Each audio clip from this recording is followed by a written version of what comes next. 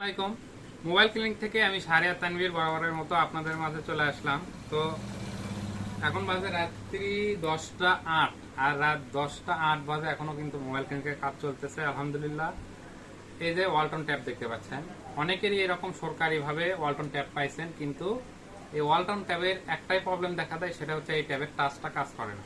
তো যখন টাচ কাজ করে না, অনেকেই বাসায় ফেলে রাখছেন হয়তো, কিন্তু আর ফেলে রাখা লাগবে না, কারণ এখন ওয়ালটনের যে ট্যাবের যে টাচ, সেই টাচটা পাওয়া যায়। তো এই টাচটা এখন কেটে আলাদা করলাম, সেপারেটর দিয়ে কেটে আলাদা করলাম। এখন এই টাচটা পরিবর্তন করে নতুন একটা টাচ লাগানো হবে।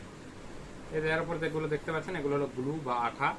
এগুলো পরিষ্কার করে এখন নতুন একটা টাচ লাগাবো। আর এই যে দেখেন, অনেকেই ভাবে যে পুরোনো ভার্সনের মোবাইল আপনারা ইজিলি লক খুলতে পারবেন, কিন্তু আসলে তা হয় না। এই যে বাটন ধরে রিসেট মারবেন, কিন্তু ভেরিফাই ইওর অ্যাকাউন্ট দেখাচ্ছে, অর্থাৎ এটা হচ্ছে এফআরপি লক। তো এই ধরনের যাদের মোবাইলে লক করে যায়, লক ভুলে যান, তারা মোবাইল ক্লিনিকে আসবেন। মোবাইল ক্লিনিকে আসলে ইনশাল্লাহ লক খুলে দেবো, কিন্তু অবশ্যই বৈধ কাগজপত্র থাকতে হবে।